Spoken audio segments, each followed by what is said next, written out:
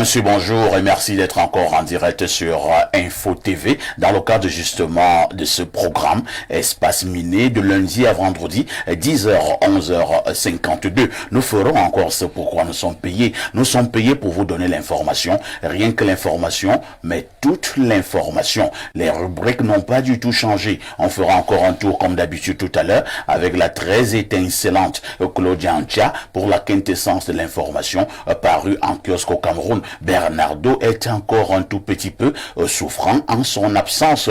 Pierre Blériot Niemek le remplacera valablement au niveau de la dénonciation du jour. On terminera par l'instant de l'analyse. Ce matin, nous voulons nous poser la question, pour moi une question essentielle. Le peuple africain est-il encore un peuple qui a le goût au travail? Avez-vous l'impression que les Africains ont encore la rigueur du travail bien fait? Le cas du Cameroun nous servira d'illustration. Au Canal 317 du Canal Plus International, vous êtes à pic sur Info TV. Votre fidélité continuera à nous honorer. Espace Miné, 10h, 11h52. Pendant près de 2 heures de temps, nous vous offrons une autre manière de faire la télé. Alain Dou, bonjour. Bien le bonjour. C'est un plaisir d'être une nouvelle fois sur ce plateau. Tu me fais l'amitié d'être là. Je profite de l'occasion comme ça pour saluer le charmant audimat de ce média qui monte en puissance. Je salue mes co-discutants déjà présents. Je salue toute l'équipe technique qui est à pied d'œuvre pour rendre possible notre visibilisation partout à travers les médiums à disposition à travers le monde. Merci bien au top management pour ce média et ce qu'il accomplit au travers de lui. Alain Douk, de plus en plus apprécié de la classe des téléspectateurs. Alain Douk est journaliste. À côté d'Alain Douk, on accueille un autre journaliste, un journal pouvant en cacher un autre. Lui, il est déjà un habitué également de cette plateforme. C'est Rodrigue Adalbert Evina qui officie dans une chaîne privée à partir de Yaoundé. Il s'agit de Galaxy FM. Rodrigue Adalbert Evina, bonjour. Bonjour, parfait. Ici, monsieur le directeur général du grand hôpital du Cameroun, j'ai nommé Espace Miné. C'est un immense plaisir pour moi d'être ici, je l'ai dit. C'est toujours un sentiment de premier passage. C'est toujours une profonde émotion. Vous l'avez si bien rappelé que j'exerce en radio et en radio sur Galaxy FM naturellement. J'ai l'habitude de m'adresser à la jeunesse, de dire aux jeunes qu'en réalité, il faut faire l'effort d'être utile à la société. La société prendra soin de vous. C'est un message qui est tout court, mais très profond. C'est une façon de dire, monsieur Poifet, ici, parmi les émissions que vous avez créées, il y a Espace Miné, que nous avons baptisé le grand hôpital du Cameroun. Vous avez un passé assez riche au plan professionnel. Vous continuez d'exercer, ce qui est une très bonne chose, parce que, dit-on souvent, le secret de la réussite, ou alors la vraie magie, c'est le travail. Mais j'espère que la nation a déjà pris soin de vous, ou alors si elle ne l'a pas encore fait, elle doit prendre soin de vous, parce que vous avez vécu et vous vivez de façon utile. Vous avez tout fait pour être utile à la nation. Il faut que la nation vous rende ce qui vous revient, je voudrais dire de droit, ce qu'il vous faut. Non seulement que pour que vous puissiez mieux travailler, mais pour que, au plan même de votre vie personnelle, que vous puissiez effectivement incarner cette dignité, cette hauteur de l'homme que vous avez été, que vous êtes et que vous serez au niveau des médias. En tout cas, merci pour tout ce que vous faites pour le Cameroun. C'est vrai que je ne suis pas député ou maire pour venir vous remercier au nom je ne sais de quel peuple. Mais je voudrais tout simplement m'inspirer de tous les messages que vous recevez, l'expression de cette reconnaissance qui se répand dans le monde entier. Dieu seul sait combien de nations vous écrivent à travers le monde pour saluer la grandeur du travail que vous abattez, non seulement vous, mais aussi tous vos collaborateurs, notamment Blériot Niemek, qui est une source d'inspiration pour beaucoup de personnes. Blériot Niemek qui nourrit les bouches qu'il ne connaît pas, parce que je vois des gens créer des pages Facebook en son nom. Les gens s'inspirent des sagesses du jour, des proverbes, de tout ce qui est fait ici comme enseignement pour alimenter leur page Facebook. Et c'est beaucoup de billets de banque à la fin du mois. Alors, vous savez, sur Internet, on ne s'intéresse pas beaucoup à ce qui ne va pas attirer l'attention des personnes. Quand vous voyez au niveau du digital, des gens s'intéresser à vous, ça veut dire que vous êtes une source, non seulement une source d'inspiration, mais vous pouvez intéresser tous les esprits du monde. Et c'est ce que fait Blériot, peut-être lui-même, il ne le sait pas. Très bien. Tout cet ensemble fait donc ce que j'appelle le laboratoire du traitement du grand malade, le Cameroun. Merci pour tous ces mots aimables, Rodrigue Adalbert Evina. Vous avez fait allusion à la nation tout à l'heure. Nous faisons ce que nous devons faire. Hein. La nation en jugera probablement un jour. On ne va pas forcer la main à la nation. En face de vous, j'accueille justement mon consultant de tout temps, mais alors de tous les temps, le dit fils de Bomiebel, descendant de Omniobé, Pierre Blériot Niemek, bonjour. Bonjour, parfait ici, merci de m'associer à votre panel, comme tous les matins, je suis heureux d'être là. Pierre Blériot Niemek, nous partons directement pour la sagesse matinale. Si les gens jubilent dans une assemblée parce que vous vous êtes écartés, c'est que cette assemblée n'est pas la vôtre. On peut reprendre. Si les gens jubilent dans une assemblée parce que vous vous êtes écartés, c'est que cette assemblée n'est pas la vôtre. Ça veut dire quoi? C'est simple. Ça veut pas faire, nous appartenons tous aux réunions de famille et autres. Si vous menacez de partir de la réunion de famille, de quitter la réunion de famille, et qu'après votre départ, on vous dise que non, les gens sont contents, c'est que ce n'était pas votre milieu. Merci. Qu'est-ce qui vous prend? Je ne vous regrette pas quelque part où vous étiez. Je ne sais pas qui veut quitter une assemblée ou une réunion. Une sagesse du jour. Et je ne sais pas qui s'en réjouira. Non, si vous partez et qu'après vous, les gens organisent la fête, vous les voyez s'embrasser, se faire des câlins, sautiller, c'est que vous n'étiez pas dans votre... Blériot n'a pas dit à la fin, suivez mon regard. Non, je ne sais pas. Non, ce sont des sagesses impersonnelles. Il faut peut-être le dire. Hein. Oui. Je ne tire pas les sagesses du jour, c'est pas d'un livre et autres. L'inspiration, pour ceux qui ont déjà été inspirés, pour ceux qui écrivent, vient souvent de ce qui se vit, de ce qu'on a vécu, surtout des traumatismes. Je suis dans une logique d'amener les gens à comprendre quelque chose. Et je ne vacille pas. Je vous amène à comprendre quelque chose. Vous pouvez être utile pour des gens. Mais si ces gens ne comprennent pas votre utilité, retirez-vous. C'est pas si les gens comprennent. Vous pouvez être utile. Jean-Jacques Rousseau disait, vous ne pouvez pas faire le bonheur d'un peuple contre son propre gré. Vous voyez ça? C'est-à-dire que vous savez où se trouve le bonheur du peuple. Et le peuple ne veut pas que vous fassiez son bonheur. Ne le faites pas. Jusqu'à présent, moi, je ne m'intéresse pas à la politique. Parce que quand je regarde le peuple camerounais ne sait pas où est son bonheur. Donc, je le laisse être là où il est. Parce qu'il se complaît dans ce qu'il vit. D'ailleurs, les Camerounais, je l'ai souvent dit, méritent la souffrance. Ils doivent même souffrir plus que ce qu'ils ont comme souffrance actuellement. Mais je vous dis. Qui t'a énervé ce matin? Non, je suis entré dans ce studio en chantant. Il est très posé. Non, les Camerounais. Pas du tout énervé. Vous savez, parfois ici. Étudiez bien la mentalité du Camerounais. Vous pouvez exploiter un Camerounais pendant 5 ans. Vous arrivez un jour avec du vin et de la nourriture. Il vous loue. Parce qu'il a la mémoire un peu courte. Donc les Camerounais, nous méritons. D'ailleurs, avant même que je ne le dise en des termes aussi simples, Hannah Arendt avait dit dans l'un de ses ouvrages, tous les peuples ont les gouvernements qu'ils méritent. Tous les peuples, sans exception. Donc quand vous voyez votre gouvernement, vous pouvez savoir la nature de votre peuple. Les Sénégalais vous ont montré quel est le type de peuple qu'ils sont. Chacun vous montre, nous on vous dit que nous aimons les choses qui durent.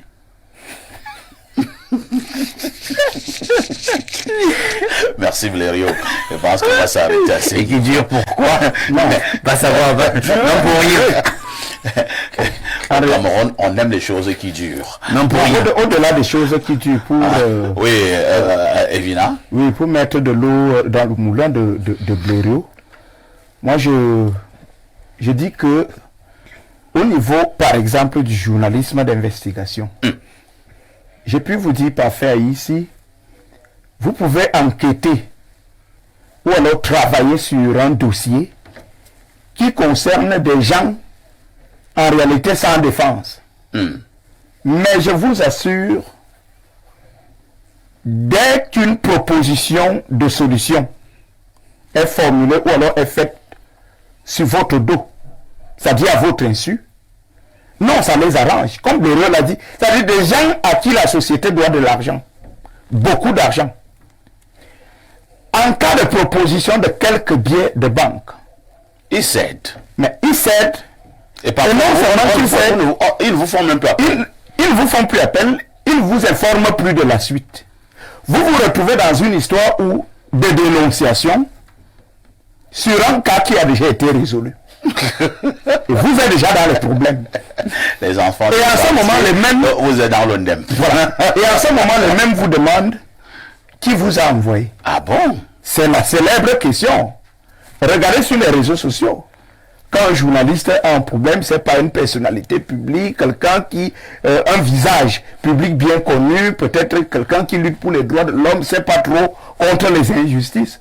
Quand la personne se retrouve dans l'enclos, à l'endroit où il faut, pour des gens qui aiment des revendications, mais sur Facebook, ça court de partout. Que qui a même envoyé d'abord ce type? Est-ce qu'il ne savait pas que c'était important pour lui? Est-ce qu'il n'a pas ses propres problèmes? Voilà, nous avons vu un douanier qui a fait un direct. Voilà, on a vu un papier qui est tombé contre lui. Mais je vous assure, sur Facebook, on lui demande que qui vous a envoyé. Donc moi, je pense envoyé. Effectivement, qui l'a On envoyé? n'envoie pas un adulte, hein, Evina. Oui. On n'envoie pas un adulte. Quand Niemek parle ici, je ne compte sur personne. Si vous êtes adulte, vous assumez vos actes. Quand vous posez un acte, vous l'assumez seul. On n'envoie pas un adulte. C'est les 16 adultes et vieillards qui se font envoyer. Et je le dis à l'intention. Au-delà des envois Blériot, Oui. moi je suis tellement en train de vous donner raison. Dans le sens où, non, qu'on vous envoie même ou pas. Qui t'envoie? Non, écoutez, non. Il y a des gens qui se font envoyer. Mais si tu te fais Il y envoyer, a des gens qui se font utiliser. Et il y a Moi, je parle pas de qui cas. partent également d'eux-mêmes pour défendre une cause. Bien entendu, C'est à ce niveau que lui se situe. je ne parle pas de ceux même qu'on envoie. Moi, je parle de ceux, effectivement, qui portent de façon noble des causes qui méritent Et que devant d'être tu te défendues. retrouves dans les sales draps. Voilà. Le peuple que vous défendiez est le premier à dire. Vous avez parlé du peuple sénégalais. Ben, moi, je vous réponds donc. Il a parlé du Moi, je peuple pose les sénégalais. actes que je pose. Si on m'attrape, Oui. si Banqui m'attrape, je n'appelle pas le peuple camerounais parce que je le connais. C'est de ça que nous parlons. Voilà, on est d'accord. Bien entendu, C'est-à-dire, je prends mon risque tout seul. c'est pour vous dire, vous n'avez pas laissé chuter. C'est qu'en réalité, si vous vous engagez au Cameroun à mener certains combats, il faut bien examiner votre trajectoire de lutte, il faut bien choisir vos combats, il faut réunir autour de vous des moyens qu'il faut. Très bien. Lui, il a parlé du peuple sénégalais tout à l'heure. On a vu Attitude en réalité. la mobilisation du peuple sénégalais derrière des hommes politiques qui ont bien voulu s'exprimer pour une cause bien connue et bien partagée par les C'est Sénégalais. compris votre L'opinion. Alain Douk va aussi s'inviter Oui, à ce vous savez, débat improvisé. Il y a, c'est pas ça. il y a un dans le théoricien, débat. il y a un théoricien sur la psychologie de masse qui l'avait dit. Oui. L'opinion ne pense pas, les masses ne pensent pas. Et jamais même dans le sens de l'intérêt commun. Jamais. Il y a un exemple là qui m'est revenu là dans le contexte religieux. On voit un Christ qui a été encensé pendant un certain nombre d'années, etc. Et puis sur la fin, c'est les gens qui l'encensaient finalement qui se retournent. Ou qu'on arrive à retourner contre lui et qui demande maintenant qu'on le crucifie. C'est un peu ça. En tout cas, je suis d'accord avec toi, Alain Douk, mais sauf quand même que pour le cas du Cameroun, c'est particulier. Hein. Je n'ai jamais vu un peuple aussi, je ne vais pas dire lâche, Oui. mais un C'est le mot, c'est le mot, aussi faut pas avoir. ambivalent, Ouais. comme le peuple camerounais. C'est-à-dire que Perfecto est là maintenant, il dénonce, il fait ci, il fait ça. Un peu On plus applaudit. On applaudit. Ouais. Mais le moment venu, dès qu'il se retrouve dans des sales draps, le même peuple te lâche, le peuple camerounais. Je ne parle pas du peuple sénégalais, hein. On ne parle pas du peuple Parfait, sénégalais. parfait. Et le peuple camerounais. Parfait ici. Ouais. À une amie qui me dit, je ne suis pas content. Tu insultes un ministre. Déjà que je n'ai jamais insulté de ministre. Là, présentement, Oui, vous pas- avez insulté un ministre? Non, parce que quand elle dit que moi, elle va tomber, quand voilà, donc c'est ça insulter. Je dis à mes amis, je ne vous mets pas solidaire de mes causes. Je ne veux pas votre soutien quand Banqui va m'attraper. Quand vous voulez poser un acte noble, ne comptez pas sur les gens. Posez-le en âme et conscience et en assumez les conséquences. Jésus, tous les disciples de Jésus l'ont abandonné. Hein? En Dans le coin, n'allez même pas loin dans les peuples. Pierre, qui était le... Quand on est venu lui dire que... Tu marches avec Tu m'as dit non. Non, non. Alors, je l'ai encore reconnu, il dit que non, il dit non, je vous dis que non. C'est pas moi. Comment? Par 3 fois. Et le Coq coq a a chanté. Quand vous avez ce genre de connaissances, vous ne suivez pas les gens. Mais vous posez vos actes et vous en assumez. Parce qu'aujourd'hui, Oumioba est mort seul. Traîné dans la boue. À Boumioba, il n'y a pas eu grève. Quand je vous dis souvent ça, on a traîné le corps de Oumioba au sol. Il n'y a pas les bassards de Boumioba n'ont pas dit que on va gâter l'affaire, c'est rien. C'est pour ça qu'il ne faut pas écouter les gens qui vous disent on est derrière toi. Vous rappelez la sagesse Batoufam. Il faut être devant. Il faut que les gens là soient devant vous. Puisque Parce s'il que y a des quand balles, la balle arrive, elle touche les gens qui sont devant. Mais ceux qui sont derrière fuient. C'est les Batoufam qui disent ça. merci Quand Pierre je Blériot. suis derrière toi, il n'y a rien derrière. Le derrière est vide. C'est dans d'autres Il circonstances. faut être prêt à prendre le bal devant. D'ailleurs, ce que tu crois qu'il y a derrière, c'est lui devant. On quitte un peu les derrière.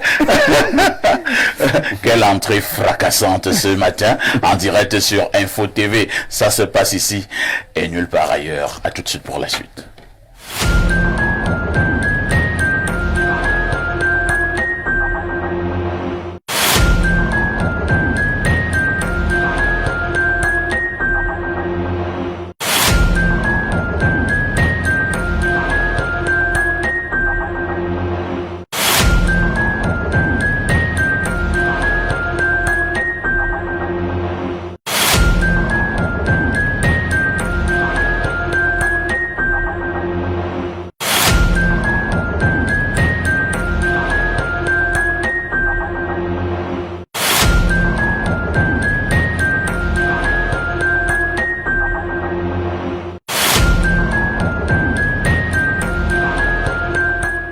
Claudia Antia, bonjour. Bonjour à Parfait ici, bonjour aux millions de téléspectateurs qui regardent Espace Mini de par le monde entier. Bonjour à tes panélistes ce matin. Lorsque nous regardons d'abord à distance, on a l'impression que c'est un chapeau alors que c'est pas un chapeau. Non, c'est pas un chapeau, c'est juste une barrette un peu touffue. Une barrette un peu touffue. Ça sert à quoi? Bon, c'est juste pour Arrêter, arrêter les cheveux, embellir un peu la coiffure. Mais parfois, quand tu viens ici, tu balances le rasta là devant. Aujourd'hui, tu veux que ce soit derrière. Oui, c'est Mais c'est un peu devant, voir. d'accord. Voilà. Moi, je préfère ça devant. Ok. La petite Claudia nous a retrouvés comme d'habitude. Hein. Elle nous amène en kiosque. Claudia, que disent les journaux? Voici les journaux en kiosque ce mercredi. En tête de liste, le cri hebdo, la météo. Dieudonné Mveng est ce matin à la base des militants RDPC, Nyong et Fougou Nord, au Pondongo Bikor, mobilise les troupes derrière le président national Paul Biya, les temps forts de cette conférence des sections OJOF RDPC dans ce bastion politique à découvrir de la page 2 à 3.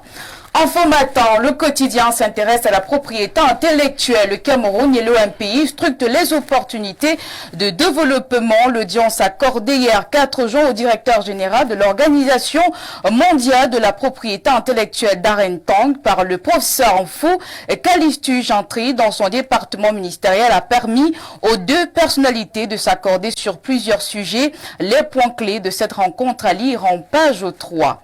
La finance et l'entretien des routes sont à la une de l'œil du Sahel ce matin. Plus d'un demi-milliard de francs CFA transférés pour la réhabilitation des routes dans la région de l'extrême nord à printemps de Guiba et Gatama en page 10. Venons-en à l'exécution du budget avec le jour. Amen Mana nous informe ce matin que le FMI vient de conclure un accord de 71,5 milliards de francs CFA. La page 6 du journal nous donne plus de précisions. Au bas de une, le quotidien suit de près l'actualité avec les lions indomptables en toute sérénité à Yaoundé, dit-il en page 9. Mutation est à l'affiche au 3e jour de la semaine. Blaise Ndjounan, le général secrétaire, le quotidien fait le portrait du commandant second de Tinga en page 12. Nous poursuivons avec Cameroun Tribune. Le journal à capitaux publics s'intéresse au sport football éliminatoire mondial 2026. Les Lions au travail. Les poulains de Marc Brix peaufinent leur préparation en vue du match de samedi 8 juin contre le Cap-Vert. Entre-temps, la nouvelle expression s'interroge ce matin. Pourquoi Biya se tait face à la bataille de la succession qui prévaut en ce moment entre le MINSEP et la FECAFOOT? Le point de vue du docteur Aristide Mono à lire en page 12. Au pavillon presse mercredi, la politique, le congrès de la forfaiture parlant du PCRN, le messager décrit en page 3 qu'après avoir tenté de reprendre de force le contrôle du parti des membres de Cabral Libi avec la complicité du Minat, Robert Conan appelle à voter Biya pour 2025. Entre-temps, le quotidien Réalité Plus retorque au bas de une, exclu du PCRN, Cabral Libi fait pitié. Le député est sans parti politique et ne sait plus sur quel pied danser. Le communiqué final des assises de Jidigui à lire de la page 8 à 9. Et voici la grande une de Pongware Kindi, école pratique d'agriculture de Bingila. Les clans diaboliques et tribalistes sont contre le directeur Nathalie Milokol et Vinando, c'est tout. Et puis, lutte contre la crête et le trafic illicite des êtres humains, la contribution du docteur Vanda Justin. L'information est à retrouver en détail dans les colonnes du journal Le Quotidien de notre confrère Jules Brice Ngaba en kiosque ce matin. La revue se clôture avec Gouvernance Presse, École nationale d'administration et de magistrature, Bertrand-Pierre Sumbu-Angula, le bâtisseur. Merci Claudia pour toutes ces informations. Informations fraîches par exemple en République camerounaise. Quel est le fait saillant de l'actualité qui retiendra notre attention ce soir au 19h et au 20h? Alors, parfois ici, l'Observatoire national pour les changements climatiques a publié depuis quelques jours le nouveau calendrier décadaire du mois de juin et la décade du bulletin. Des prévisions annoncent des pluies abondantes pour ce mois. Elles seront d'autant plus intenses ces derniers jours, c'est-à-dire du 1er au 10 juin 2024. On parle même des risques d'inondation. Et bien, avec un expert, on en saura davantage aux 19h et aux 20h ce soir.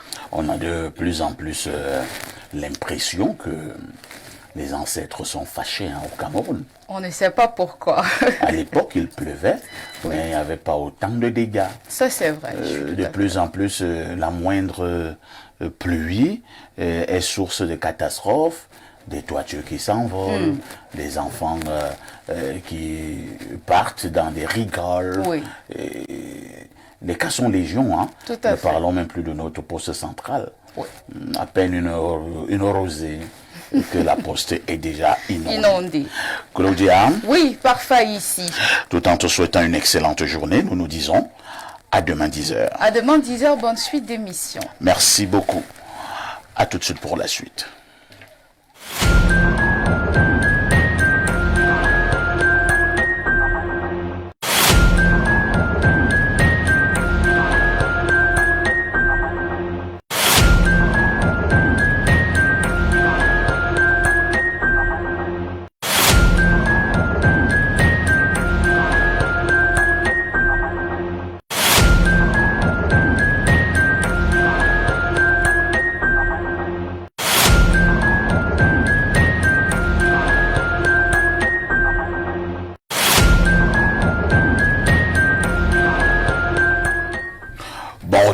sur ce plateau d'Espace Miné, 10h, 11h52. La deuxième partie nous amène à parler, comme d'habitude, de la dénonciation du jour avec Pierre Blériot-Niemek.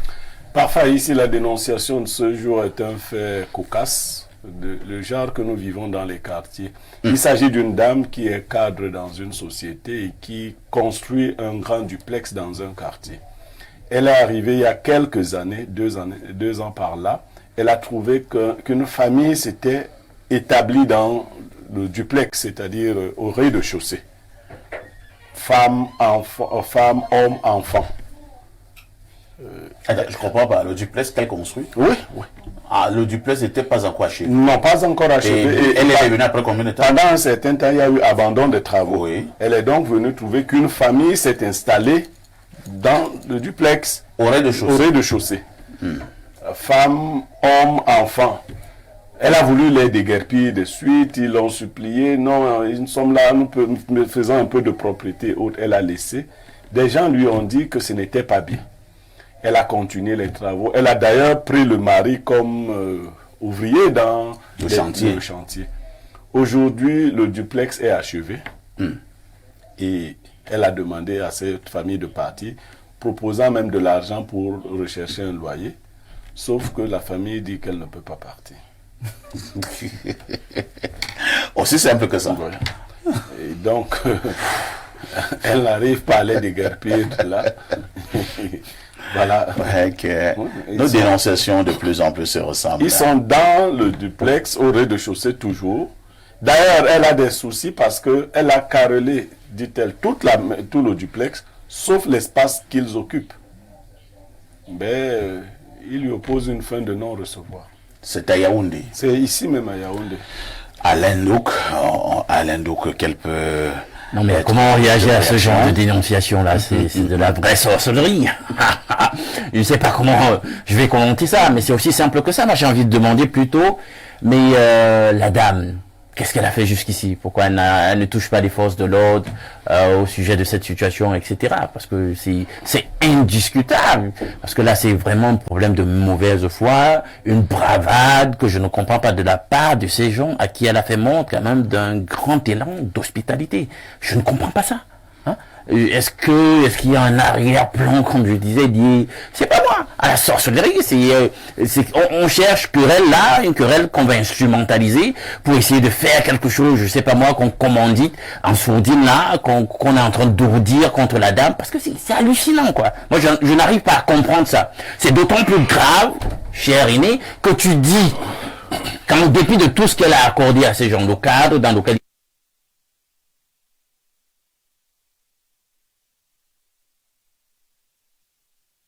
ils font cette bravade. Non mais c'est un vrai problème. Ça c'est des gens qui doivent être enlevés la manu militari très rapidement.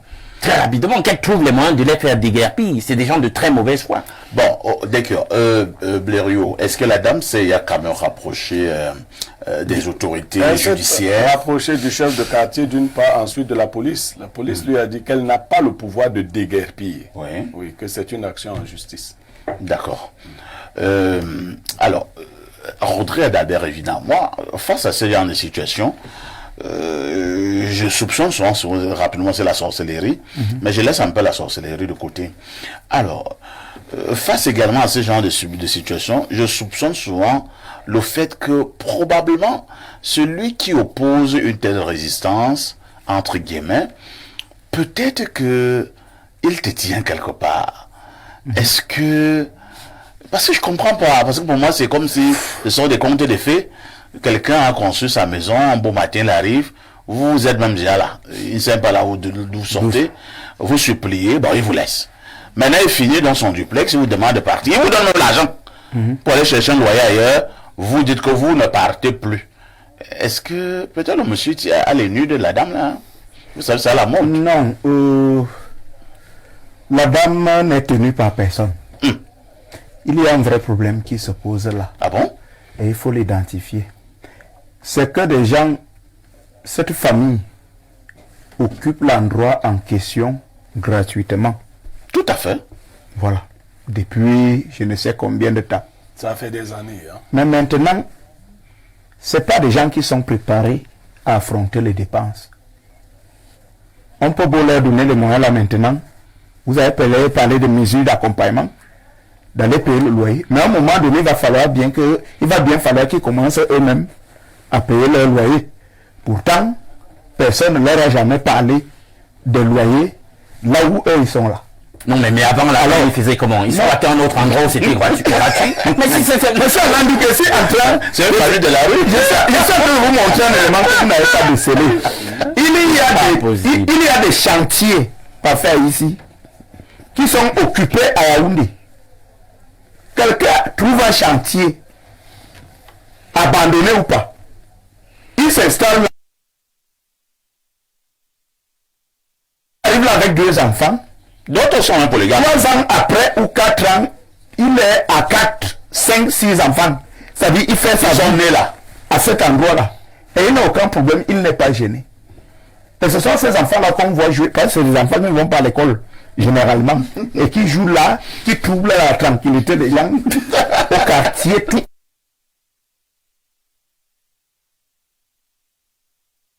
En question, là maintenant, ne veut pas aller affronter des dépenses. On connaît une dame ici, l'histoire avait fait grand bruit, je crois que c'était à Massa, qui occupait un appartement au niveau des logements, je ne sais pas, les logements sociaux. La dame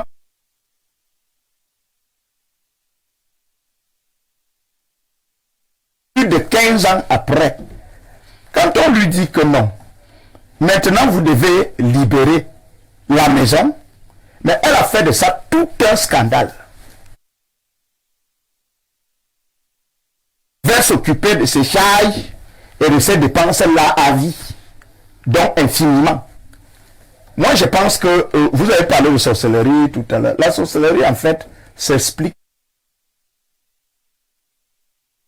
Je suis de ceux qui pensent que le Cameroun n'est pas un pays des hommes doux. Si vous êtes trop doux, vous êtes nonchalant, vous êtes romantique au Cameroun, en réalité, c'est le train qui va vous rappeler que vous devez être vaillant. Donc, je suis d'accord avec M. Alain Douk. Il y a tous les moyens pour que cette famille puisse partir de là. Et maintenant, il veut dire à la dame, cette fois-là, vous n'êtes pas obligé de dépenser votre argent.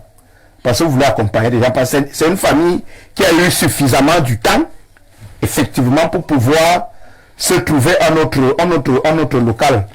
Nous devons être une société, nous devons avoir une politique sociale, effectivement, qui tient compte, bien entendu, de la dignité de l'homme. Cette femme n'est pas membre du gouvernement pour s'occuper à ce niveau-là des cas sociaux qui lui seraient imposés. Le gouvernement doit s'occuper des cas pareils.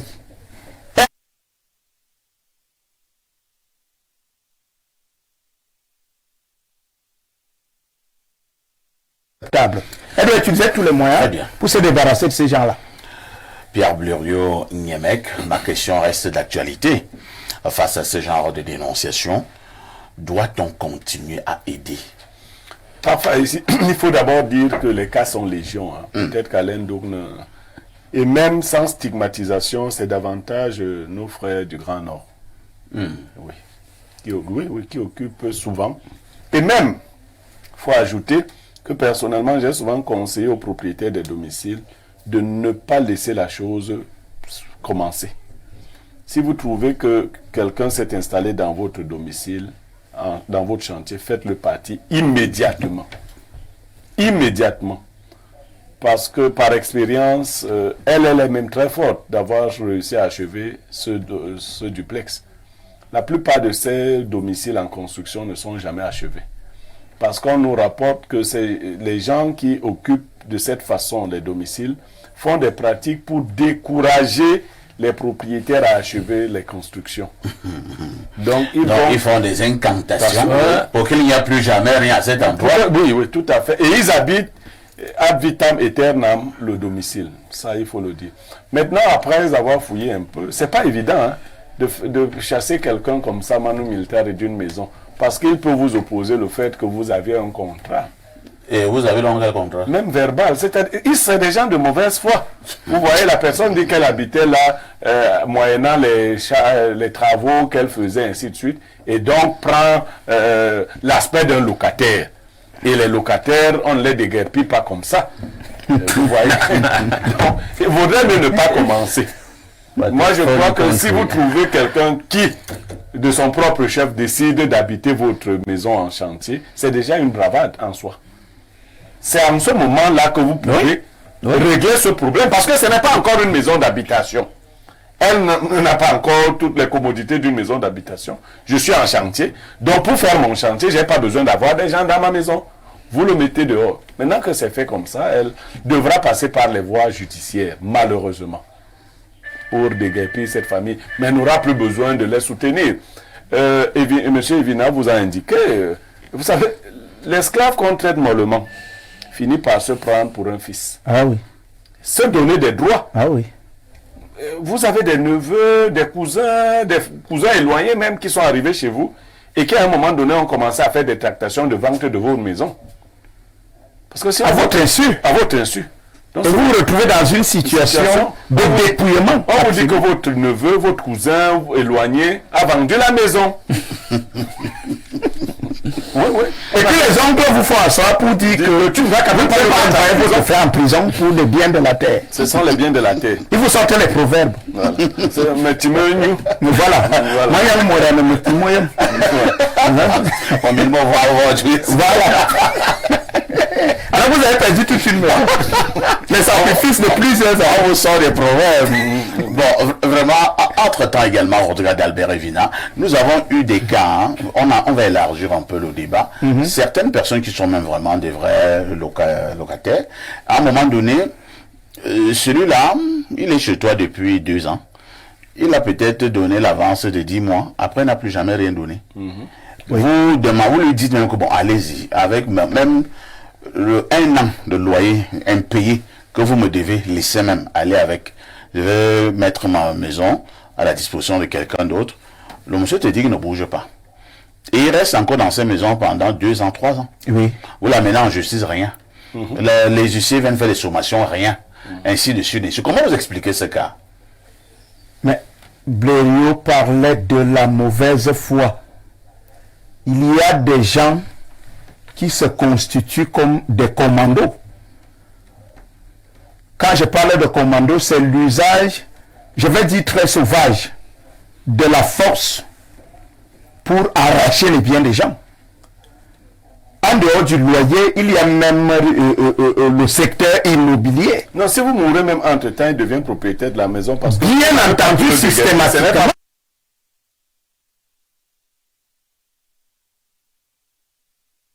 Je connais un bailleur qui avait dit que lorsque vous venez le voir parce que vous voulez occuper sa maison, si vous êtes policier, si vous êtes gendarme, si vous êtes militaire, si vous êtes soit avocat, c'est pas que magistrat, vous n'occupez pas.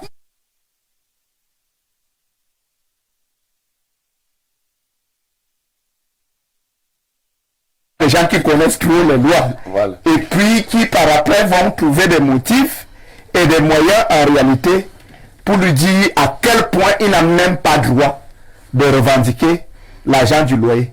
Surtout que parfois ici au Cameroun aujourd'hui, des gens sont aptes à bafouer facilement les décisions de justice. Les exemples sont légion. Hein. Des exemples sont légion. C'est souvent trop facile de parler du Cameroun qui est un état de droit, mais pour que ce Cameroun soit réellement un état de droit, cela nécessite le courage du peuple véritablement à défendre ses droits par tous les moyens. Il y a des gens, comme vous prenez l'exemple, votre maison est là. Depuis peut-être de 10 ans, 15 ans, vous ne vivez que du fruit de vos sacrifices, de vos efforts et tout. Mais quand il vient s'installer là en tant que magistrat et puis il commence à vous citer des articles, souvent même votre maison est normalement enregistrée aux impôts. L'État sait que vous êtes un bailleur, vous avez construit des maisons, vous prenez l'argent du loyer, ce qui est de votre droit, la loi vous le permet. Mais parce que lui, il a quelques amis qui sont peut-être haut placés, ou alors qui sont, je ne sais pas, des anciens camarades de classe et autres, mais ça lui sert de bras de ceinture lourde, de ceinture solide, justement pour vivre chez lui, chez vous, comme il entend, comme il pense. C'est pour ça que moi j'ai souvent pensé que au-delà de la justice et tout ce qui se passe, je crois qu'on doit pouvoir même se faire entourer par, je voudrais dire quoi, par une justice qui est naturelle, qui est africaine. Je ne veux pas parler des affaires de nos villages. Parce que si vous venez, vous prenez ma maison comme ça, de cette façon-là, je crois que je vais aller pleurer devant mes oncles. Et je ne vais pas rentrer de là main vide. Je vais certainement rentrer avec des moyens qui feront en sorte que lorsque vous allez même vouloir partir, il va vous dire ne partez plus. Mais la vie va être compliquée pour vous. Merci beaucoup. Hein. Ça a l'air des menaces au sommet. Lisons quelques préoccupations de nos nombreux téléspectateurs. Bonjour à tous les démineurs. Je suis Eric et je vis à Koto depuis 2012. Et ces gens vivent dans ces chantiers, enterrent les leurs dans ces chantiers-là. Quand ils décèdent, si on creuse, on verra des ossements. Dans ces chantiers-là, ils vont rarement dans les cimetières pour l'enterrement. Quand quelqu'un met les bébés et les adultes, vous entendez les pleurs et tout, mais tu attends qu'ils sortent pour le cimetière arien. Autre message ce jour, ça veut dire que ton chantier devient un cimetière, hein, à ton insu. Bonjour monsieur, donnez mon contact à cette dame dont on a occupé sa maison. Bonne journée de travail à vous. On lui donne ton contact, pourquoi? Pour l'aider à faire partir les gens. Tu es aussi comme le monsieur de Tibati. Mais la femme veut la solution, non? Bonjour Perfecto, le bam cuit de la modération.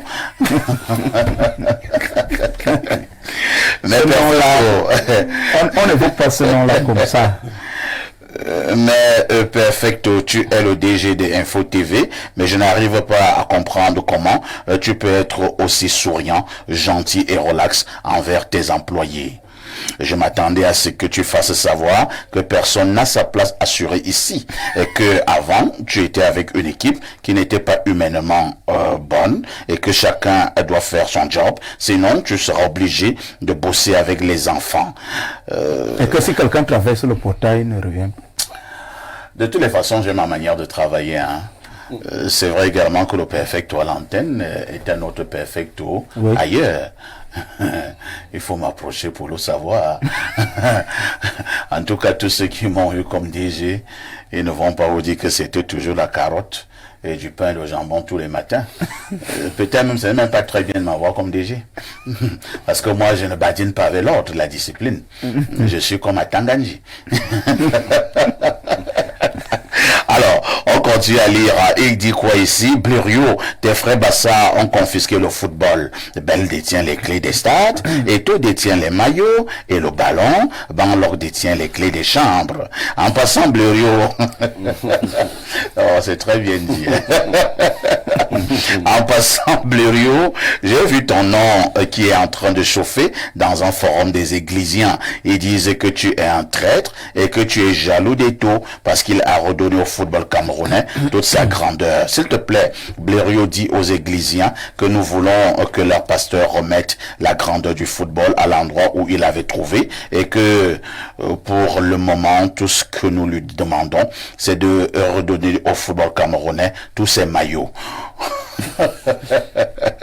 Blériot, j'ai une autre proposition pour toi. Si ça peut t'intéresser, j'aimerais, avec l'accord de ton DG parfait ici et de Dieu donner un vent, le PDG, que tu fasses un tour à l'émission Equinox Soir et qu'un jour parfait ici invite Serge Alain Autou à Info TV. Les journalistes peuvent sauver le Cameroun. Ne comptons plus sur les gens là. Ils ont déjà vendu le pays jusqu'à prendre l'argent.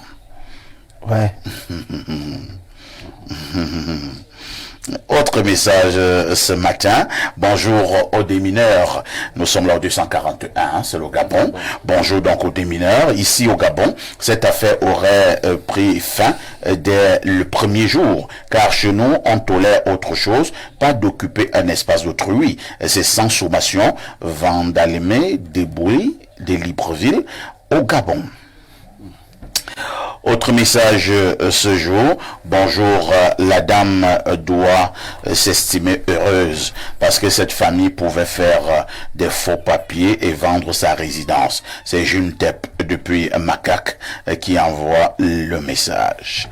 Autre préoccupation, nous sommes le plus 33, c'est la France. Bonjour parfait, ici je vous suis depuis Marseille. Ibrahim Dedeya, fan numéro 1 d'Info TV à Marseille. Mes salutations distinguées à Blériot. Je n'arrête pas de vous suivre en plein cours chaque matin. Bonne continuation. Merci beaucoup. Autre préoccupation, Dieu seul sait qu'elles sont nombreuses. Bonjour Monsieur Parfait, ici, cette dame n'a pas de village. Si la poursuite judiciaire ne marche pas, elle fait recours à la poursuite mystique. C'est tout. J'ai parlé de nos villages. Incroyable. Autre préoccupation, bonjour le plateau, Patrick Mayagui de Douala. Vraiment votre débat de ce matin sur la peur des Camerounais est contre-productif. Il va encore zombifier les Camerounais. Un peuple jouisseur qui aime la facilité ne peut que fonctionner comme ça. Finalement, alors qu'est-ce qu'il dit? Vous ne dites pas la même chose? La preuve, nous adulons des individus qui terrorisent les Camerounais, mais le karma existe un jour. Il me pose la question de savoir, Fouchivé est où? Fouchivé est mort. À l'âge de Fouchivé, on devait encore être vivant. Il faut qu'il sache que Fouchivé, lui, il était âgé. Son grand-père lui-même est où? Est-ce qu'il est même sûr d'avoir l'âge de Fouchivé? Tout le monde même. Autre message ce matin. Bonjour, Perfecto. Le fond du problème reste et demeure. Comment ces gens sont entrés dans le duplex? Cette femme n'a pas dit la vérité à Blériot. C'est Benjo depuis Yaoundé qui envoie le message. Autre préoccupation ce mercredi matin. Alors, bonjour, Perfecto. Eto est vraiment l'envoyé de Dieu sur la terre. Il est déjà sur la croix. Il manque juste les clous. Bienvenue des Kounou. Autre préoccupation. Bonjour, le plateau. Alors...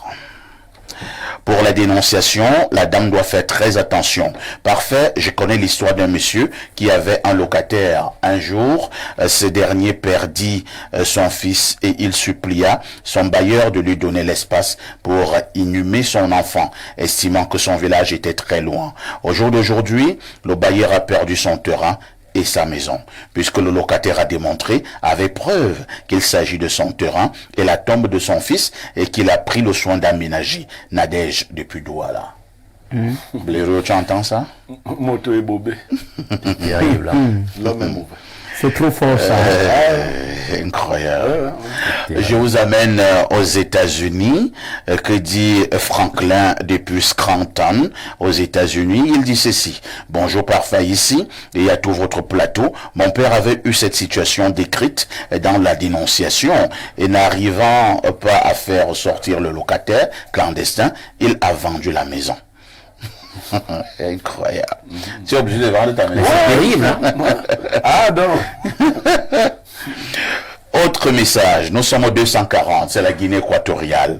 Bonjour le Marc Brice de la modération qui montre à tout le monde qu'Eto et lui ne sont pas des combis, raison pour laquelle il a fui avec le ballon et le bus. Malheureusement, j'ai perdu un grand frère à cause de ce problème de Mincep et Fekafout. Malheureusement pour lui, je reste hibou et fier de l'être. Blériot Niemek Jean Bruno Tagne restent mes deux mentors. Pour la dénonciation de ce matin, c'est une grosse blague. Il faut une bonne bastonnade. Ils partiront très rapidement. Chacun résistant doit être bastonné. Vraiment, c'est amusant. La maison de qui?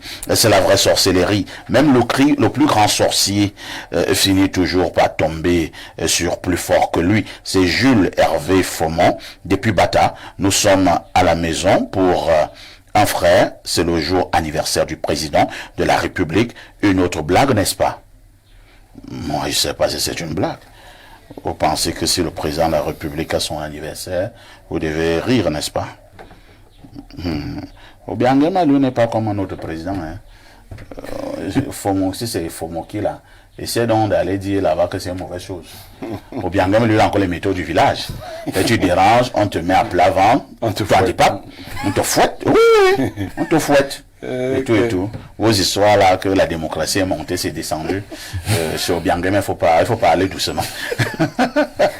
À tout de suite pour la suite.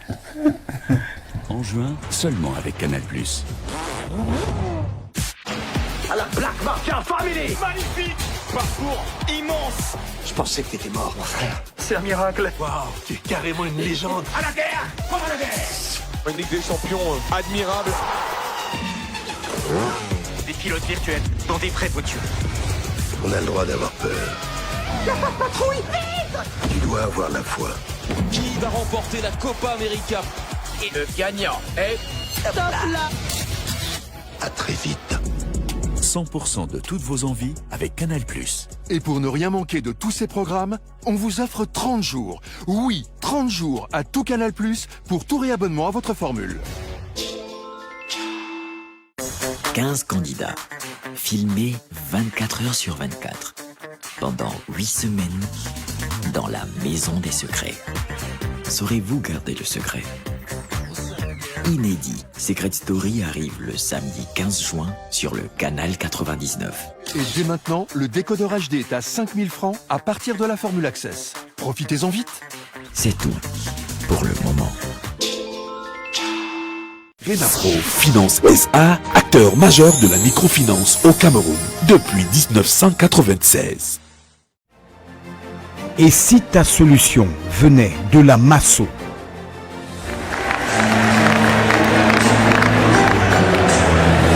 Je m'appelle Mancho Loveline, épouse Numbisi. J'ai gagné le village. Je ne m'attendais pas, puisqu'il y a des milliers de personnes qui ont... Il y avait des milliers de noms dans le box là. Deviens propriétaire d'une villa à partir de 100 francs CFA. Renapro Finance SA, acteur majeur de la microfinance au Cameroun depuis 1996.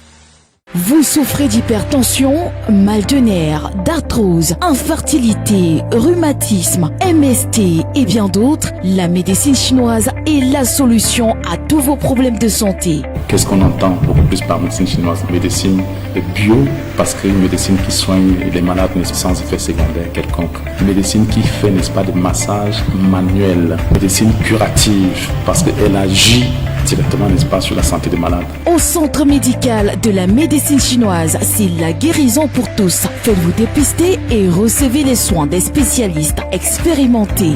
J'avais l'arthrose, aujourd'hui. Je me sens vraiment à l'aise. Je suis vraiment satisfaite. Je suis venue pour me faire soigner et puis j'ai trouvé un bon résultat. Le centre médical de la médecine chinoise est situé en Volier derrière la basilique. Contact 691 19 87 68. Médecine chinoise, le secret de la longévité.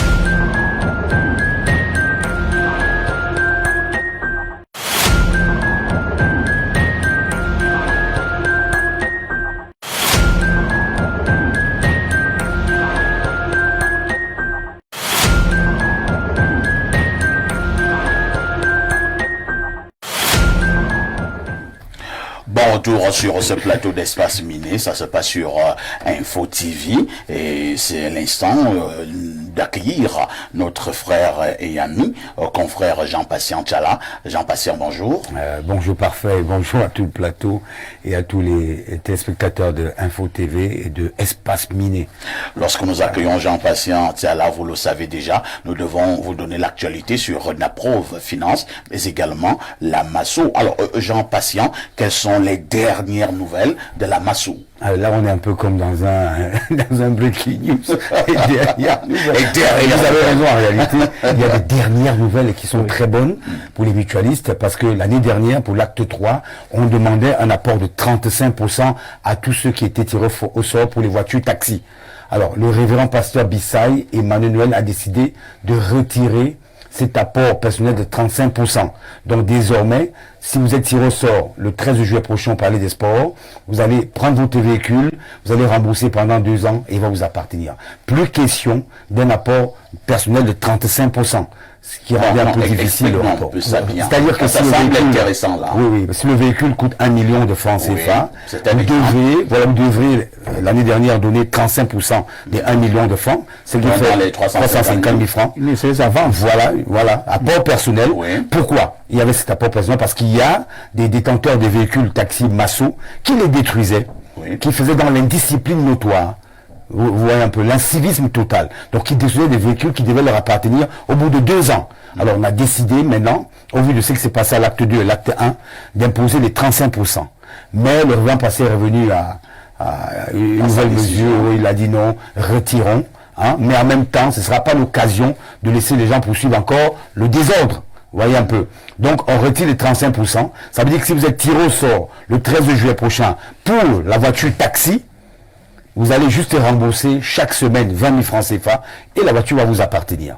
Voilà, au prorata du montant de la voiture. Ça veut dire qu'un Camerounais lambda, pour se lever un beau matin comme ça, il n'a jamais eu un vélo. Tout à fait. Et un beau matin, se retrouve avec un taxi. Avec un taxi. Un taxi sans avoir déposé dans quelconque capital. Il suffit juste d'être mutualiste à jour de vos 26 000. C'est tout. Être mutualiste de la Masso et vous sollicitez l'offre voiture taxi. Et dès que vous êtes tiré au sort par une main innocente, la main d'un autre mutualiste, ce jour-là, Palais des Sports, à partir de 8 heures, allez, la voiture vous revient. Et il n'y aura plus d'apport personnel. Plus d'apport personnel des 35%. C'est terminé pour l'acte 4. Jean Patient, il faut donc justement également relever que bientôt, ce sera la fin des souscriptions pour ce qui concerne l'acte 4. Tout à fait. Le 29 juin, 16h, n'est plus loin du tout. Donc, je crois qu'il reste à peine 3 semaines. Donc, il faut faire vite pour boucler la cotisation de 26 000. Ceux qui ont commencé le 30 juin 2023 pouvaient aller au rythme de 100 francs par jour. Mais ceux qui arrivent aujourd'hui, au moment où nous parlons, c'est plus possible. Donc, vaut mieux aller à 26 000 ou à 20 000, bref, à votre rythme, mais quand même, il faut boucler les 26 000 pour pouvoir participer à la tombola. Sinon, vous ne pourrez pas participer à la tombola. Et il faut boucler tous les 26 000. Pas question de verser 25 900 et abandonner, ou 25 950, ou alors 18 000. Non, 26 000 francs CFA rond. Allez dans nos agences de l'impôt financier, ça il y en a partout au Cameroun, ou alors venez à Royal FM aussi à Yaoundé, ça dépend de la position que vous occupez sur le plan géographique dans le pays. Donc allez vers ces agences, on va vous dire comment souscrire. Mais je vous dis, il reste très peu de temps. Le 29 juin n'est plus loin. Et à la date du 29 juin, forcément, vous aurez plus l'occasion de tergiverser. Parce qu'en même temps, faites le bon choix de l'offre et demandez que l'offre soit cochée dans votre carnet de souscription. Parce que si l'offre n'est pas cochée, le jour du tirage au sort, le 13 juillet au Palais des Sports, on ne tiendra pas compte du fait que vous n'avez pas coché l'offre, on va vous éliminer. Comprenez? Et soyez également présent au Palais des Sports. Faites l'effort d'être présent. Parce que tous ceux qui ne vont pas se manifester, quand ils seront tirés au sort, le prochain tirage, c'est lui qui va compter. Alors, vous nous rappelez la date, c'est le 13 juillet. 13 juillet, 2024. Palais des Sports à partir de 8h. 8h jusqu'à 13h, les mutualistes viendront mettre dans les urnes transparentes le ticket de tombola. Et à partir de 14h, on débute le tirage au sort et l'apothéose. Y a-t-il quelques numéros utiles? Oui, appelez le 693 93 02 31. On peut le prendre. Mon numéro 693 93 02 31. Vous allez reprendre plus de précision. 693 93 02 31. Voilà. Jean Patient Tiala. Merci beaucoup. Nous nous disons à mercredi, à la même heure, c'est-à-dire 11h. 11h. Toutes nos salutations au grand pasteur Emmanuel Noël Bissaï. Tout à fait, je ne manquerai pas. Excellente journée. Merci. À tout de suite pour la suite.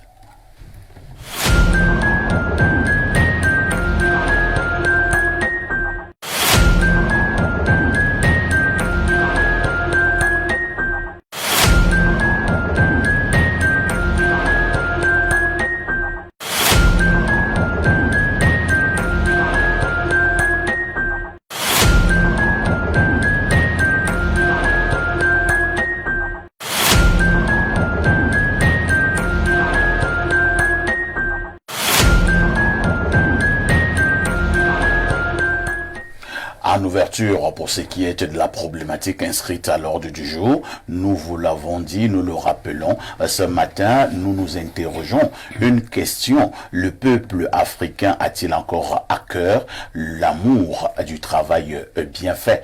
Le cas du Cameroun nous intéresse tout particulièrement. Je commence par Alain Douk.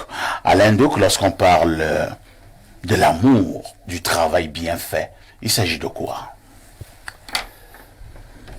Parler d'amour du travail bien fait, à mon sens, il s'agit d'une préoccupation liée à la recherche de l'excellence dans tout ce qu'on fait. La recherche d'une satisfaction personnelle quant à la qualité de l'œuvre qu'on a accomplie. Or, vous savez, moi, personnellement, c'est un sujet un tout petit peu mitigé. Et pourquoi? Parce que, oui, pour parler de la recherche de l'excellence, du travail bien fait, de cette abnégation dans l'accomplissement d'une œuvre, il faut d'abord questionner même la nature du travail lui-même. Parce que c'est ça. Parce que si le rapport au travail est d'abord mauvais, la nature du travail est d'abord mauvais, les conditions, l'écosystème, l'économie du travail sont mauvais, je doute que les gens soient dans des dispositions mentales, spirituelles et physiques à performer du mieux qu'il faut pour accomplir une œuvre. Parce que lorsqu'on parle du travail bien fait, il s'agit de performance, il ne faut pas qu'on se cache. Et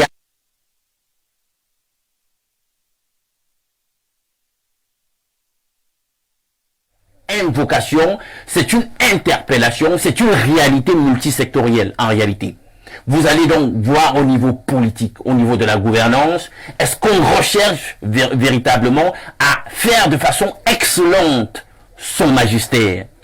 Au niveau donc de ceux qui sont les satrapes, de ceux qui sont au sommet de cette gouvernance, est-ce qu'ils recherchent à bien faire un tout petit peu ce qu'ils reçoivent comme charge de ceux qui au sommet leur donnent, leur confient leur charge? Maintenant, on a différents secteurs d'activité économique et industrieuse.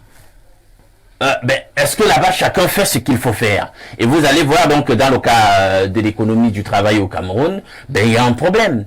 Quand déjà on vous dit qu'on peut payer quelqu'un au niveau de ce qu'on appelle le salaire minimum interprofessionnel garanti, on lui dit qu'on va lui donner 42 000 ou je sais pas moi, 45 000, etc.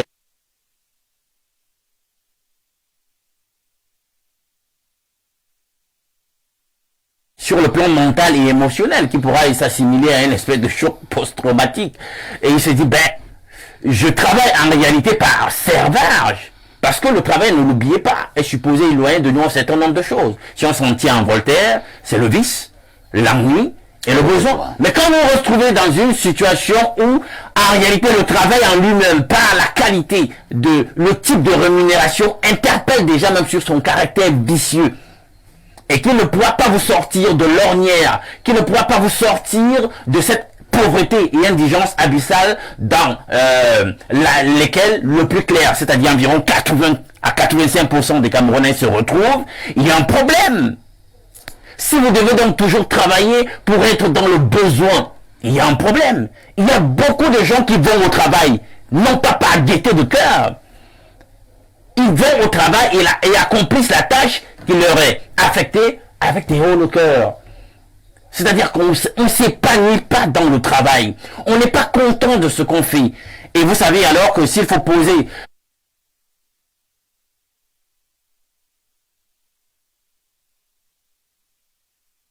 dans ce pays, non. Très bien.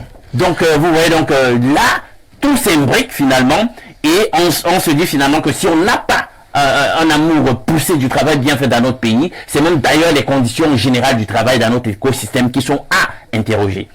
Merci Alain Douk qui a touché un certain nombre de secteurs là de manière globale. Rodrigue Adalbert Evina, moi je prends le cas où un monsieur a vraiment un bel emploi. Qui dit bel emploi ici dit les conditions salariales appréciables. Nous avons ces cas, mais la façon de travailler de cet employé laisse à désirer, alors qu'il est même dans un cadre plus ou moins propice. Est-ce que c'est devenu une maladie pour certains Africains ou certains Camerounais qui n'ont plus réellement l'amour du travail bien fait? Je salue la pertinence de votre question. Et je voudrais tout simplement circonscrire mon analyse au niveau du Cameroun, qui est mon pays. Parce que on voit bien au niveau du continent africain des nations qui se battent à faire des grandes choses. Tout à fait. Et ces peuples et leurs dirigeants évoluent effectivement de façon dynamique vers la transformation de leur nation au rang des États modernes ou modernisés. Moi, je voudrais vraiment revenir sur le cas du Cameroun. Lorsque j'ai salué la pertinence de l'exemple que vous prenez, c'est pour dire que des cas sont légion, où des gens bénéficient effectivement de toutes les possibilités, de tous les moyens. Les moyens dont ne bénéficient pas certains. C'est-à-dire, pour illustrer la catégorie indiquée par Monsieur Alain Douk, certains, malgré tous ces moyens réunis, brillent par une retentissante désinvolture. Je vous ai dit que je suis journaliste d'investigation.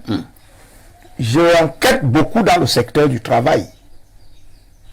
Monsieur Grégoire Ouna, je le dis ici de manière brutale, il dirige l'un des ministères les plus corrompus du Cameroun. Oh là là. Non, mais c'est clair, c'est clair. Non, moi je vous le dis. Vous n'avez pas fait non, écoutez, mais la réalité du travail. Moi, je vous dis, allez voir les comportements des délégués du travail, les inspecteurs du travail. Peut-être que ce ne sont pas tous les inspecteurs. Et de la sécurité sociale. Moi, je comprends que vous modérez le débat, mais je vous dis que Monsieur Parfait a ici, c'est un secteur malade, épave à lambeau.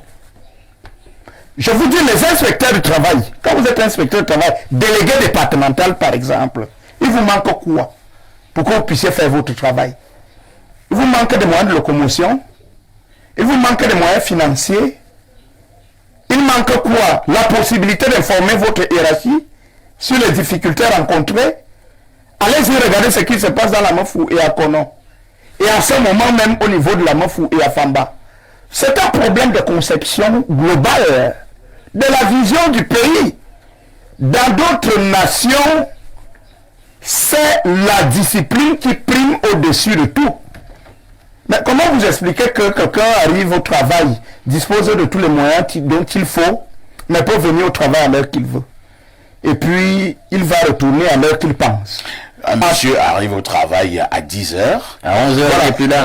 Retourne le midi, il va prendre la pause. Et quand il va prendre la pause, qui finit vers 14h. Vous parlez simplement de pause comme un restaurant. Voilà. Un restaurant. On parle, conjugue beaucoup le verbe manger. On mange, on boit. Voilà le et il est habituellement accompagné de belles nanas. Bien entendu.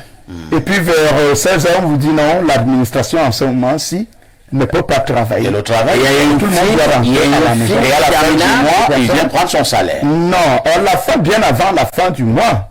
Il prend même les découvertes. Le gars est très ponctuel. Sûrement 2 heures de temps avant, il est déjà là pour essayer de retirer ces quelques billets de banque qui servent de salaire. Moi, je dis que il faut une culture patriotique du travail. Et le bon exemple doit forcément venir du haut.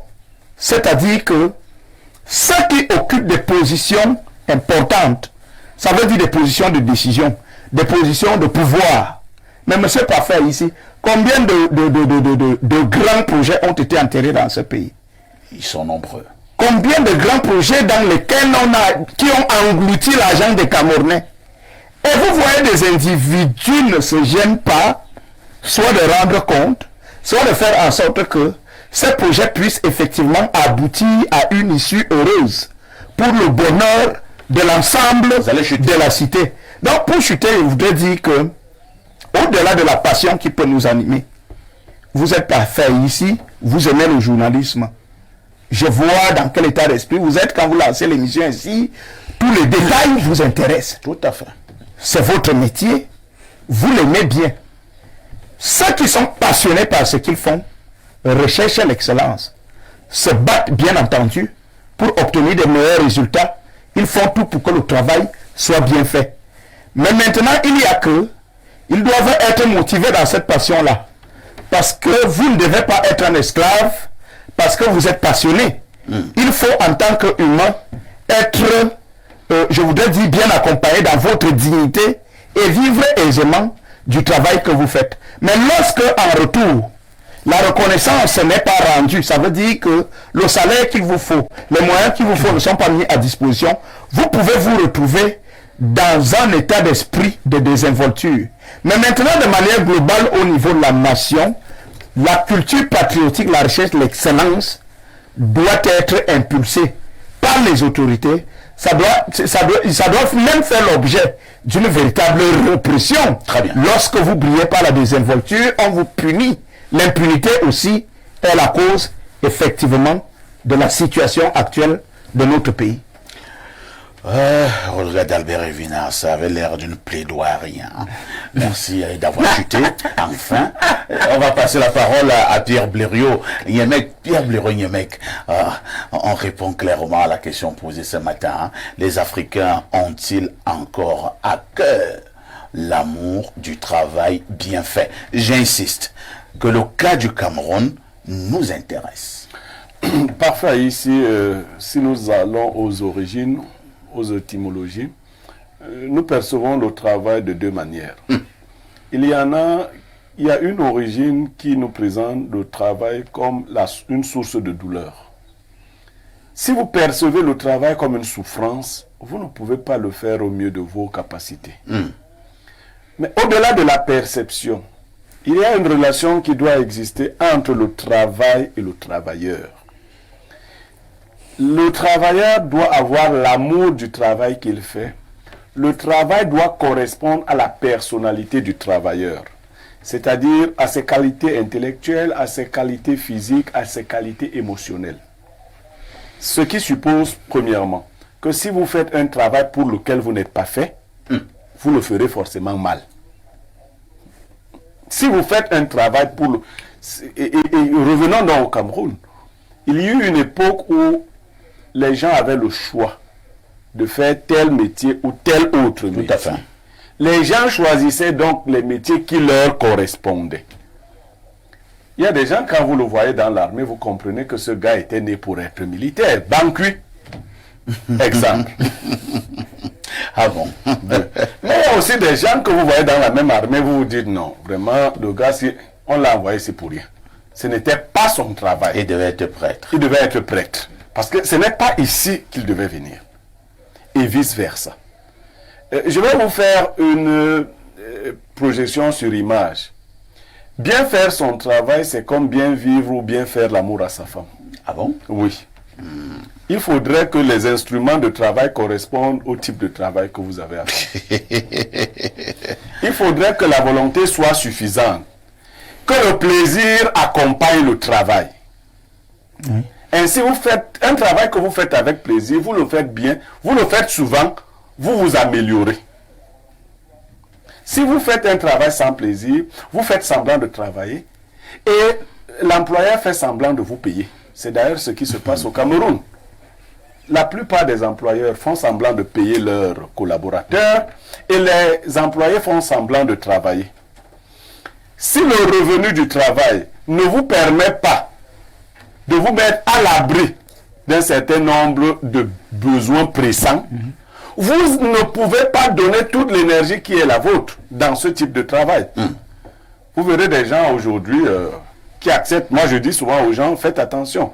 Vous prenez une femme de ménage dans une maison qui a une valeur de 300 millions, avec des dépenses domestiques qui tournent autour de 10 millions le mois. Et elle, son salaire, c'est 30 000. Et elle doit prendre en charge un triplex, le laver, s'occuper des enfants, quelquefois aller prendre ceux qui vont à l'école, des choses comme ça. Vous pensez que cette femme-là peut veut travailler au mieux de sa force, elle va tricher. Et il faut un minimum pour exercer la vertu. Vous ne pouvez pas attendre d'une telle personne qu'elle soit heureuse au travail et qu'elle vous donne le meilleur. Donc il faut que les conditions de travail nous permettent de bien travailler, mais il faudrait que nous-mêmes nous ayons les capacités relatives à ce travail. Parce qu'aussi, quand vous prenez un cousin, vous le mettez quelque part, tu lui dis que assieds-toi ici parce que c'est moi le cousin, je suis à la tête. S'il n'a pas les capacités, même avec toute la bonne volonté du monde, nul ne peut donner plus qu'il n'a. On ne peut pas transférer plus qu'on a reçu. Ça veut dire qu'il y a donc des travailleurs qui ne sont pas à leur place, qui, bien que motivés, ne peuvent pas faire ce qu'on attend d'eux. Il faut rentrer au Cameroun à l'idée d'un poste qui corresponde à un travailleur qui en a les capacités et les ressources. Merci Pierre Blériot. Bonjour Perfecto, le RMLE de la modération. Je suis Mbaktou, Antoine Gervais de Tibati, et bonjour à tout votre plateau. Si la femme veut qu'elle me contacte, merci. Je pense qu'il est toujours resté sur la dénonciation. Oui, Alors, un bonjour à vous, Monsieur Parfait Haïssi, brillant modérateur. Un bonjour particulier à Monsieur Nguemek, j'apprécie sa rigueur. En mode survie, il n'est plus question d'aimer. Le Cameroun survit, il est vivote.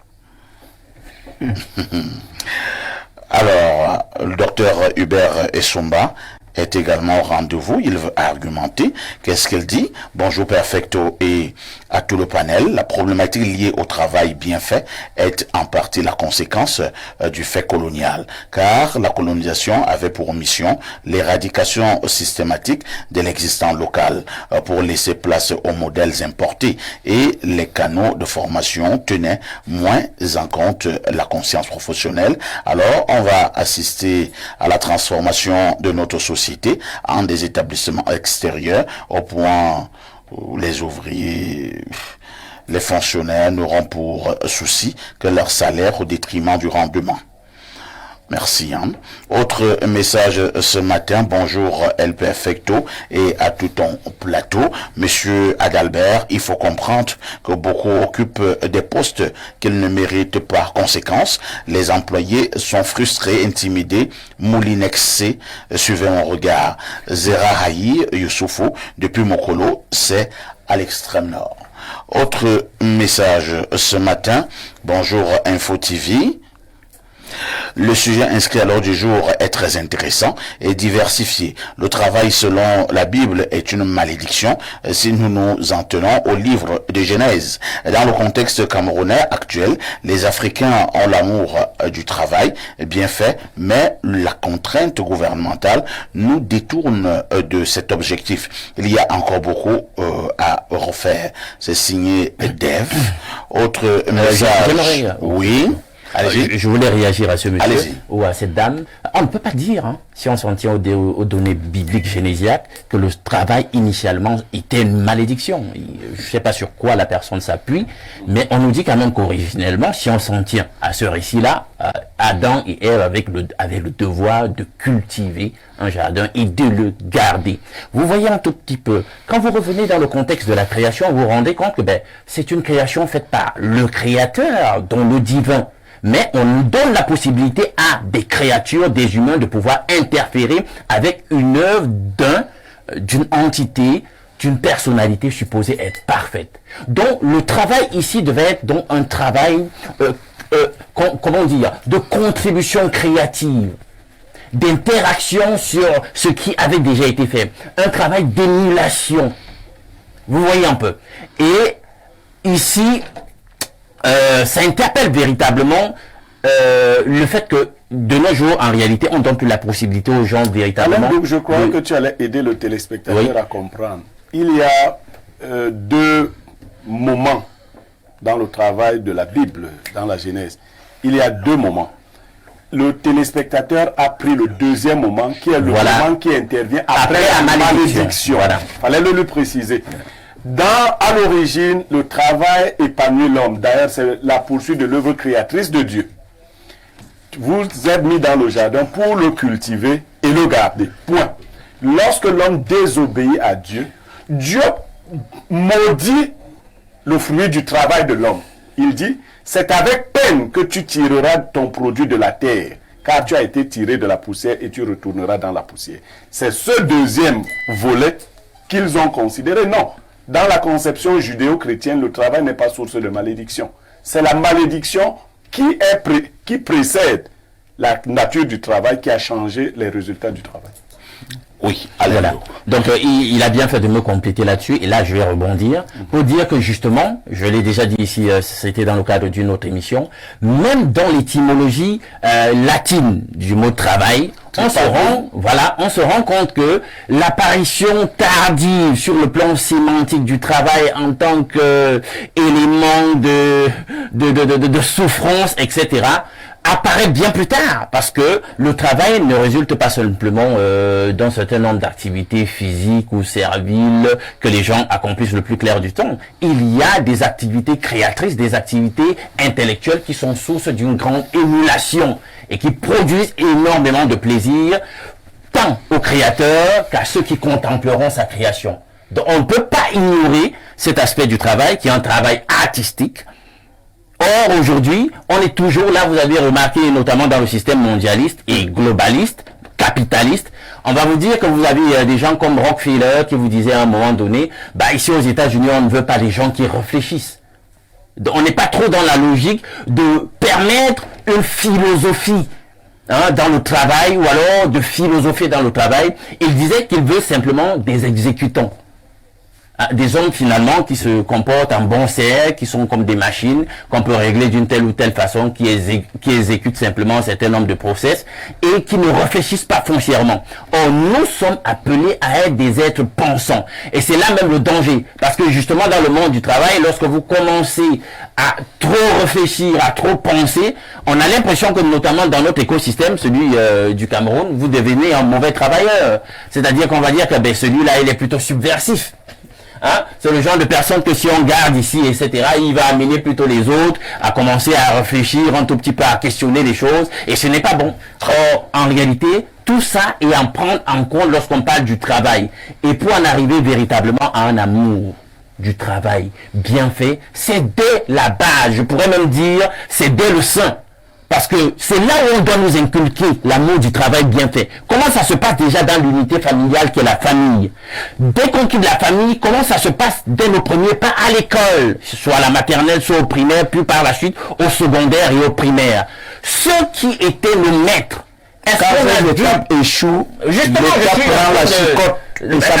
c'est l'État qui organise tout ça. Voilà. C'est l'État qui est le régulateur. Qui répond de la politique éducative? Bien entendu. Donc, quelle est d'abord la nature et la qualité des formations dispensées par l'État via les dispositions prises par le gouvernement à ceux qui ont le magistère d'enseignement? Est-ce que ce seront véritablement des modèles, des lumières, des phares dans lesquels on pourra s'identifier et on pourra se projeter lorsqu'on parle du travail bien fait? Est-ce qu'ils sont compétents? Est-ce qu'ils font montre d'abnégation dans l'accomplissement de leur magistère? Donc c'est de tout ça qu'il est question. Merci Alain. Donc je constate que tous mes panélistes ce matin, comme on disait lorsqu'on était au lycée, sont très inspirés. Alors, bonjour perfectissimo, un pays où les hommes voient en la fonction publique une niche d'enrichissement ne saurait regorger des hommes qui ont l'amour du travail bien fait. Pour la simple raison que c'est le fonctionnaire qui est chargé de veiller au maintien des bonnes conditions de travail des travailleurs. Si le fonctionnaire, au nom des dessous de table, choisit de faire ami-ami avec les employeurs, ces derniers trouveront plus rentable d'engraisser le fonctionnaire en lieu et place de mettre les employés dans les meilleures conditions de travail. Autre message ce jour. Alors, quelqu'un dit ici, directeur, oui, lis mes messages alors. Bon. Je vais essayer donc de lire ton message. Bonjour, monsieur le directeur, l'unique et meilleur modérateur qui nous reste. Monsieur Niemek, tu es un grand maître de la pensée. Les gens encourent plus sur les résultats, mais que l'argent, merci. C'est monsieur Ewane de Douala, Bonakwamo, Aqua. Autre message ce jour, nous partons du côté du Burkina Faso, c'est le 226. Alors, que dit le téléspectateur? Bonjour Monsieur Parfait, vraiment, vous êtes parfait. Bonjour à votre riche panel, je souhaite un prompt rétablissement à Monsieur Basson, je me sens privilégié de prendre l'émission en cours. Pour le thème, je dirais que l'amour du travail bien fait a disparu depuis longtemps. Une grande partie des travailleurs ne font pas ce pourquoi ils sont formés. En Afrique, on cherche le travail sous forme de loterie, faire 10 concours pour espérer en avoir un et travailler comme on peut. Pour corriger cela, il faut recruter le personnel suivant le profil du travail et former les travailleurs pour s'adapter aux défis de l'heure et surtout de la technologie. Payer les travailleurs à la hauteur de la tâche et surtout bien utiliser le travailleur dans son poste. Une cas de recruter et ne reçoit pas de dossiers importants ou ne rédige que des correspondances ou réalise des activités en deçà de ses compétences. Sinon, j'ai vraiment honte de voir qu'il y a un sommet en Corée du Sud, Afrique, Qatar, Afrique et bien d'autres. Si vous remarquez, dans ces pays suscités, l'amour du travail bien fait est un comportement dont le résultat est une évidence. Kaboré, Dieudonné, Ouagadougou, Burkina Faso. Autre message ce mercredi, qu'est-ce qu'on nous dit ici? Bonjour, le Conan de la modération. Quoi? Le Conan de la modération. Le travail en Afrique, c'est le bricolage. On ne fait plus par amour, mais parce qu'on n'a pas le choix. Je pense que même le téléspectateur du Burkina Faso n'était pas très loin, Rodrigue, de cette ligne. Hein. Oui. Est-ce qu'au bon nombre d'Africains ont également encore le choix, surtout les Camerounais? Quelqu'un te dit qu'en une année, il présente 10 concours. Il va entrer là où sa mort. Si sur 10 concours, il a eu un, c'est là-bas qu'il partira, même si il n'a jamais aimé ce secteur d'activité. Alors, vu sous cet angle, est-ce que nous pouvons en attendre des résultats? Première question. Deuxième question, quelles sont les conséquences pour un pays où nous retrouvons de plus en plus des travailleurs qui n'ont plus l'amour du travail bien fait? Merci Parfait ici pour cette autre belle question. Je pense que Blériot l'avait déjà souligné. S'agissant des gens qui se retrouvent dans un métier par défaut, quelqu'un qui se retrouve en train de pratiquer un métier parce que, par que faire? Lorsque vous regardez certains corps de métier, vous allez vous retrouver là avec des gens qui, manifestement, quand vous posez 2 ou 3 questions à l'individu, vous comprenez que la personne est exactement là parce que, bon, il fallait bien avoir un motif de quitter la maison le matin. Lorsqu'il y a donc manifestement le manque d'engouement, le manque de passion, le manque d'attachement, c'est pour ça que Blériot parlait de rapport ou de relation entre le travail et le travailleur. Si ce rapport-là est rompu, est coupé, en fait, n'a jamais existé, il est clair que c'est la désinvolture qui va exister effectivement entre le travailleur et la personne. C'est pourquoi il est donc dangereux que les gens, ou alors qu'on se retrouve en train d'utiliser des personnes, en train de faire recours à des personnes qui viennent donc travailler, pas parce qu'en réalité il y a un intérêt personnel, il y a une passion intime justement à exercer le métier, mais quelqu'un se retrouve là parce que bon, il faut quand même qu'à la fin du mois, que je puisse avoir quelque chose. Pour le cas du Cameroun, il y a une expression, hein.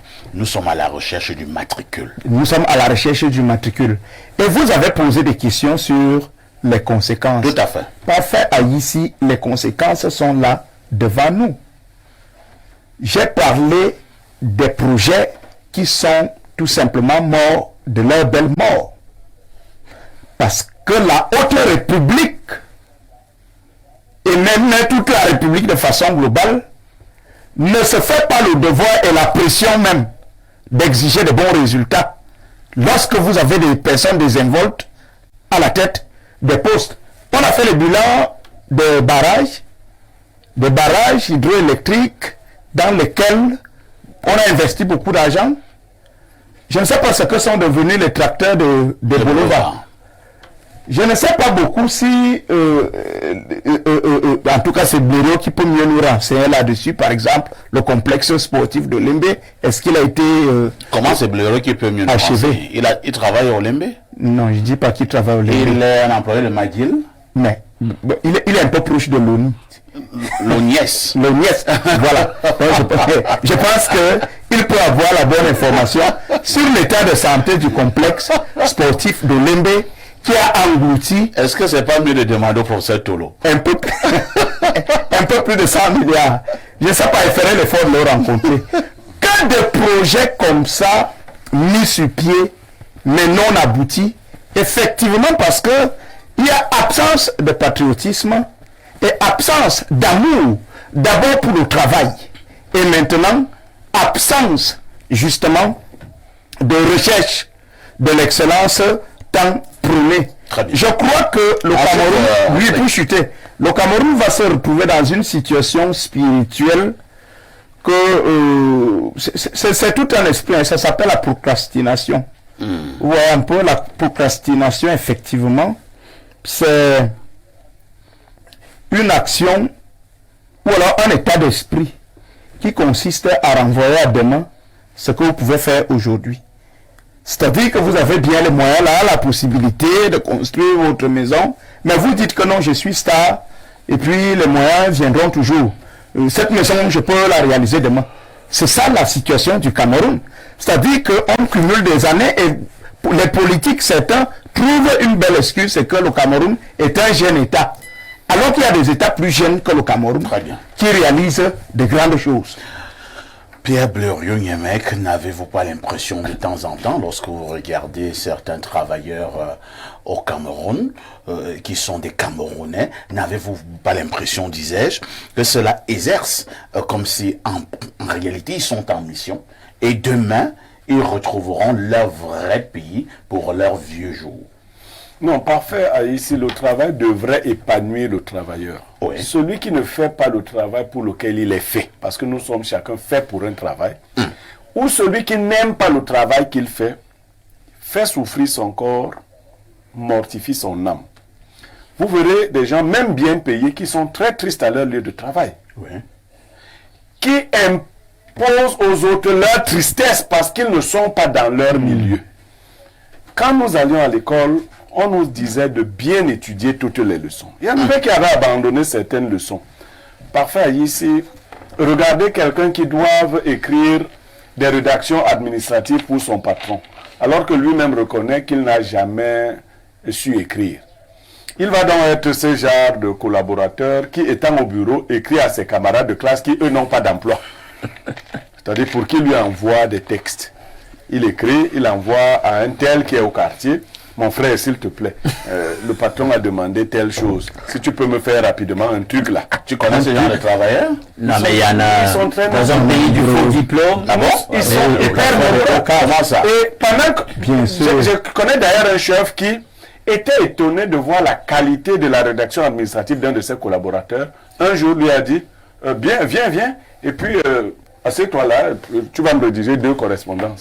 Mais le collaborateur a mouillé tout son costume. Le chef était dépassé. Il a ça transpirer. Les papiers format, et on en a changé une quinzaine. devant le patron. Ce qui a fait que lorsque ce patron a recruté quelqu'un d'autre, il lui a dit non, le premier test, c'est que tu écris tes correspondances administratives en ma présence. Vous voyez, à ce même poste. Non. Vous ne savez pas pourquoi tel stress. Parce que quand on vous donne un dossier et que vous n'avez pas les outils, vous devenez nerveux. Ouais. Vous devenez agressif. Et ainsi de suite. C'est pour cela qu'il ne faut pas tricher. Dans un pays de tricherie, les gens sont nerveux au lieu de travail. Un bon chirurgien qui a tous les atouts, il est souriant en entrant au bloc. Alors que celui qui a triché, quand il entre au bloc, c'est la panique. Il croit que c'est la prière qui peut aider. Non! La prière, c'est bien. Mais la compétence d'abord. vous verrez des parents qui refusent de se faire opérer par leurs enfants chirurgiens. Donc, tous ces risques-là, vous verrez un journaliste en famille, il y a mariage, on appelle plutôt Alain Douk. On vient être maître de cérémonie. On sait que le gars, si c'est un journaliste du Hilton, si on lui donne le micro maintenant... C'est la cata. Non, à la vérité, il va nous arriver un moment où nous ne pourrons plus tricher. Vous voyez, je sors par un corps de métier. Avant, au village, quand on envoyait un policier te prendre, il te disait, bon, le commissaire veut te voir et tu te mettais à marcher. Tu allais devant et il venait doucement derrière. Bon, maintenant, même des simples policiers, des fois vous les voyez, vous vous dites, bon, si un bandit sérieux sort ici, qu'est-ce qui va se passer? Est-ce qu'on ne va pas abandonner le poste de police? Bon, quand tu dis donc des choses comme ça, ne comptez pas sur les Camerounais. Comptez seulement sur la chance et sur toi-même. Parce que si après 2-3 policiers te récupèrent et t'amènent en Kondongo, ainsi de suite. Non, nous sommes dans un pays qui ne se prend pas au sérieux. Merci beaucoup. Nous allons lire d'autres messages là. Message très important. Allons au plus 33, une fois de plus, c'est la France. Que dit le téléspectateur de la France?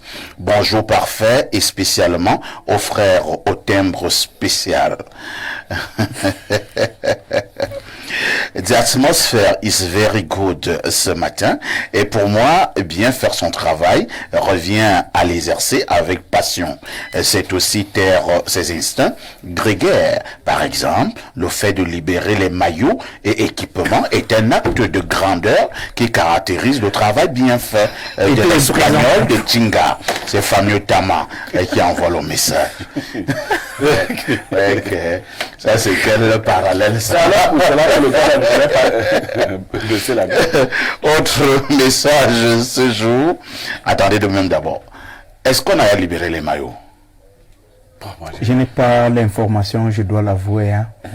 Bon, au-delà des simples rumeurs qui font état d'une injonction donnée à la FECAFOOT pour la libération des maillots, c'est aussi vrai que c'est une information à vérifier parce que je n'ai pas véritablement pu mettre la main sur une source. On sortit d'ici, je vais appeler une source. Oui, une autre source. Non, on voit les lions s'entraîner. Oui, on a vu les lions s'entraîner depuis 2 jours avec déjà des maillots et tout de l'équipement. Tu n'as qu'à appeler ton ami Bancu, tu lui demandes qu'est-ce que tu as appelé le SG de la PK. Ok.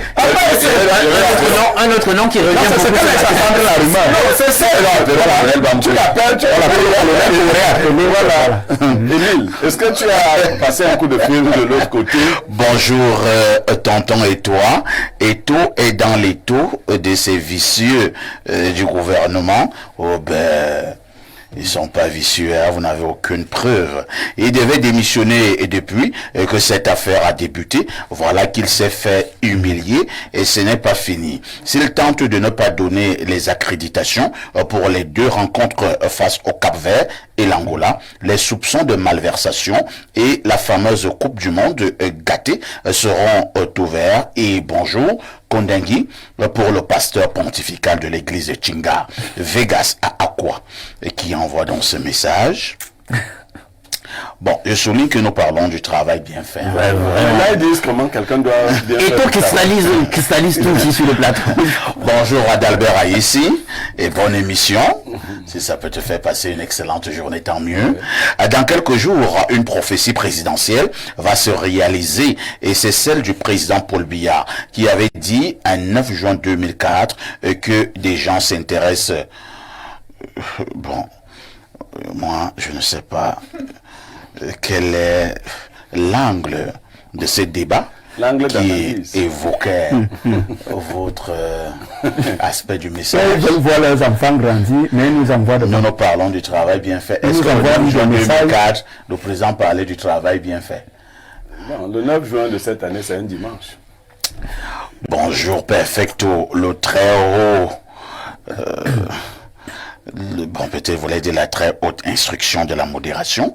Concernant le thème, je dirais que un travail bien fait est un travail où l'on le fait par passion. Mais puisqu'en Afrique, on ne peut pas vivre uniquement par le travail dont on est passionné, alors on se retrouve en train de faire ce qu'on n'aime pas. On s'intéresse plutôt sur de l'argent. Merci. Perfect, s'il te plaît, lis mon message au... Je pense que je l'ai donc déjà fait. Prenons cette autre préoccupation, c'est le 225, c'est la Côte d'Ivoire. Bonjour DG et le panel des sages. Bonne guérison à Bernardo. Je me suis toujours posé une question. Est-ce que être morguier au Cameroun est une conviction? En vrai, après la terminale, tu entres ou tu réussis le concours, ou bien où le réseau a marché. C'est mauvais. Il faut tout refaire. C'est Vivian d'Abidjan. Adalbert évident, on peut être morguier par passion? Je n'ai d'abord jamais pensé à être morguier. Je ne sais pas. Je ne sais pas si tous ceux qui font ce travail-là sont passionnés. Je sais que tout simplement qu'il y a au niveau de nos hôpitaux des gens qui aiment s'occuper des autres, des gens qui sont passionnés de médecine. Ils sont passionnés du métier. Non, nous parlons de ce que travaille la mort. Non, s'agissant de la mort, vraiment, parfois ici, je ne sais pas si je peux vous dire avec certitude qu'il y a des gens qui aiment le faire, mais je pense également que au plan spirituel, il y a des gens qui n'ont pas de problème à exercer ce travail-là, à faire ce boulot. Et je me dis qu'il y en a certainement dans nos différentes morgues, des personnes au plan spirituel très élevées ou alors très introduites qui font ce travail sans être véritablement épanouis, étant à l'aise. Pierre Blériot, il n'y a même que ce que nous appelons vulgairement les morguiers. Il y a un thème plus technique qui travaille dans nos morgues, qui s'occupe des cadavres, ainsi de suite. Est-ce qu'on peut l'exercer en toute passion? C'est-à-dire qu'un monsieur est né, ou bien une dame, il y a aussi les dames qui travaillent dans ces morgues, à un certain âge, il commence à avoir la passion. Que bon, il va à l'université, et il s'est dit que dès que je finis mes études universitaires, il faut que je fasse ce que j'ai toujours rêvé faire, c'est-à-dire travailler à la morgue. On peut avoir ce genre de personnes? Oui, c'est la profession de thanatopraticien. Voilà l'expression technique. Donc, il y a des gens, et on en a eu un très réputé. C'est le Douala Ndoumbe. Aussi passionné. Mais il a eu beaucoup de problèmes à un moment donné. Oui, aussi passionné qu'un gars. À la fin même, il pleurait beaucoup. Oui, il pleurait pour autre chose. Non, personnellement, j'ai rencontré une jeune thanatopraticienne à l'hôpital de la CNPS le jour où j'allais mettre en morgue ma grand-mère. Elle m'a dit déjà comment on appelle le corps. Elle m'a dit qu'elle avait mis sa mère 2 semaines dans la même morgue et qu'on appelle le corps les déchets. Elle dit qu'on nous apprend à manipuler le déchet. Je dis, non, c'est pas, tu peux pas appeler. Oui, j'étais choqué, je lui dis, non, tu peux pas appeler ma grand-mère. Elle dit, non, c'est comme ça. Et il y a même, c'est toute une formation, d'accord, vous voyez comment ça vous met hors de vous. Mais effectivement, quand elle a appelé ça le déchet, j'ai dit non. Et elle m'a donné une certaine terminologie qu'ils utilisent dans leur formation, qui vous donne un rapport particulier au corps, qui vous enlève déjà la petite peur qui existe naturellement, parce que les hommes normaux, qui n'ont pas été formés, à la vue d'un corps mort, ont une certaine crainte. Seule la terminologie et la psychologie du thanatopracteur ou thanatopraticien vous met en confiance avec le corps. Voilà, quand vous entrez dans une morgue, vous voyez les corps, ils sont partout, et puis on cause avec, on lave. On m'a dit que d'autres, ici au Cameroun, ils utilisent une bière là, sans publicité, la Beaufort. Elle dit qu'ils décapsulent là-bas avec les dents. Il boit une partie, et verse également sur le cadavre. Voilà. Le reste, il boit encore et dépose la bouteille. Voilà. Donc, vous voyez il boit avec le cadavre. Tous les métiers ont leur passionné. Rentrons dans le corps de la médecine. Quand vous quittez la morgue, vous allez au niveau de la chirurgie. Il y en a qui sont chirurgiens peureux. Non, en fait, le travail doit correspondre à la structure mentale et émotionnelle de l'homme qui l'exerce. Personnellement, moi, j'aime pas les corps. Je n'en ai pas peur, mais je ne les aime pas. Je ne vais même pas donner des détails, mais je connais des gens qui aiment les corps. Moi, quand quelqu'un me dit non, si je meurs, ne viens pas voir mon corps, je veux rassurer ceux qui voulaient me dire ça, que je n'aime pas voir les corps. Donc, si vous mourrez, vous êtes ci ou ça, mais que je ne vois pas votre corps, ça ne me dérange pas. Mais il y a des gens qui sont passionnés. Moi, j'ai une tante qui assiste à toutes les levées de corps. Même les levées de corps qui ne sont pas, pour lesquelles elle n'est pas concernée. Quand elle va à la levée du corps pour tel corps, elle veut voir tous les corps qui sont là-bas. Alain, donc, c'était une petite parenthèse. Revenons au travail bien fait. Et cette fois-ci, il ne nous reste plus beaucoup de temps. Que faut-il faire pour qu'au niveau du continent africain et plus précisément au Cameroun, que nous recommencions à avoir l'amour du travail bien fait? Vous savez, je vais répondre en vous disant que l'amour du travail bien fait, c'est un culte. C'est une pédagogie. C'est une philosophie. C'est une valeur. Or, nous sommes dans une société où les valeurs sont en totale chute libre, etc. Alors, l'amour du travail, c'est une valeur. Elle est donc intangible. On parle du rapport donc de la personne, de l'être avec cette valeur. Or, dans notre société, on a dans la dialectique de l'être et de l'avoir priorisé l'avoir. C'est l'argent qui compte. Je n'ai pas besoin foncièrement d'être en adéquation sur le plan de mes facultés, de mes aptitudes, de mon ressenti sur le plan émotionnel avec la tâche ou l'œuvre à accomplir. Non, mais est-ce que ça gagne? Nous sommes dans la civilisation de la gagne. Ça va me donner combien, etc. Quelle est ma part?